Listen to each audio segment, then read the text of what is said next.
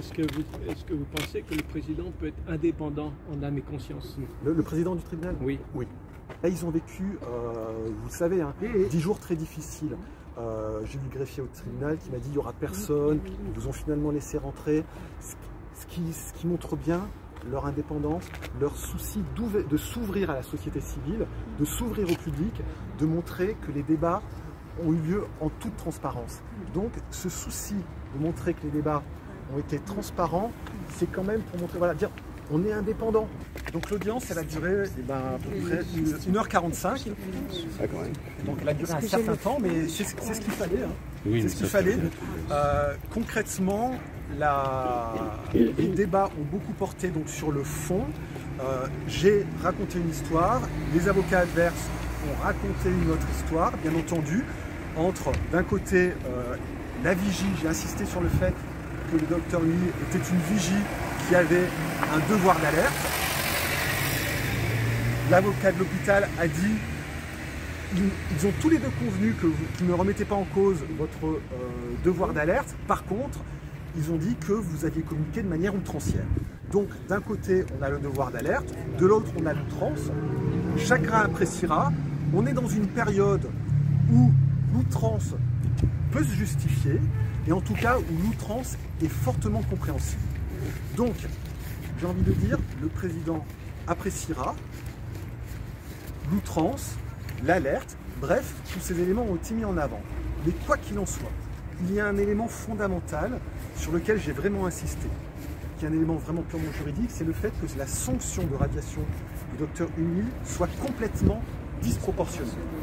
Et on a pu sentir que le président avait rebondi là-dessus, puisqu'il a demandé « Vous n'avez jamais été sanctionné auparavant ?» Non, non.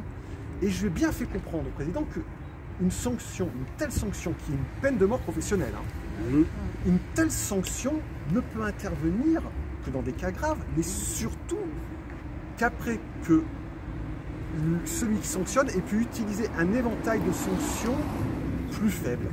Concrètement, dans des cas similaires, il y a soit un avertissement, soit un blâme, avant d'en arriver à un tel extrême. Donc, j'ai bien exposé que cette sanction était disproportionnée. Et le dernier point sur lequel on portait les débats, c'est des points qui étaient nouveaux, qui n'étaient pas prévus dans les différentes écritures. C'est que, j'ai envie de dire, les avocats ont bien senti que la suspension était jouable, c'est-à-dire le fait que le docteur Huilly puisse être réintégré. Et donc, qu'est-ce qu'ils ont mis en avant? En dernier lieu, ils ont mis en avant, et là, c'est votre faute, ils ont mis en avant que la réintégration du docteur Huilly ferait peser un trouble à l'ordre public potentiel. Donc, moi, tout ce que je peux vous dire, c'est que je félicite, bien entendu, mais j'avais aucun doute là-dessus, les personnes qui étaient là. Et vous avez vu, j'ai fait la remarque, vous avez démontré que cet argument sur le fait que les soutiens du docteur Huilly feraient poser un trouble à l'ordre public, que cet argument était complètement fallacieux, puisque vous étiez là, respectueux, calme. Quel trouble à l'ordre public pourriez-vous faire peser? Bref, ils ont sorti des mails de trolls, et on peut toujours sortir des mails de personnes irrespectueuses qui vont insulter, menacer. Moi, je leur ai dit, écoutez, en venant ici, j'ai vu des poubelles brûlées partout, le tribunal a été saccagé, ça c'est un trouble à l'ordre public. Ça c'est un trouble à l'ordre public. Le retour du docteur Huilly dans ses fonctions, ce ne serait pas un trouble à l'ordre public. Donc ça c'était le dernier point de débat, c'est-à-dire que voilà, ils sont acculés. Ils sentent bien que, bon, certes, peut-être qu'une sanction aurait pu être justifiée, mais ils sentent bien que la sanction, le coût de la disproportion, ça peut leur valoir justement une suspension. Ils le sentent. Donc, on joue sur quoi maintenant? Sur le trouble à l'ordre public que représenterait le retour du docteur Huilly. Donc, voilà en quelques mots quelle a été la teneur des débats, l'ambiance. Donc, bien entendu, on ne peut absolument pas présager de quelle sera la décision. Elle sera rendue la semaine prochaine, donc très rapidement. On le saura très rapidement si le docteur peut retourner justement troubler l'ordre public à l'hôpital, pour notre plus grand plaisir, ou si nous devrons attendre une décision au fond, puisque quoi qu'il en soit, les décisions en référé ne sont que des décisions provisoires. Il faut que vous le sachiez. Hein.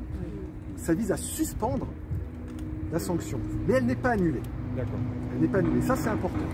Donc, quoi qu'il en soit, cette bataille-là, ce n'était pas la fin de la guerre, donc c'est une bataille pour savoir si le Dr Emile peut être réintégré, s'il existe un doute sérieux quant à la légalité de sa sanction.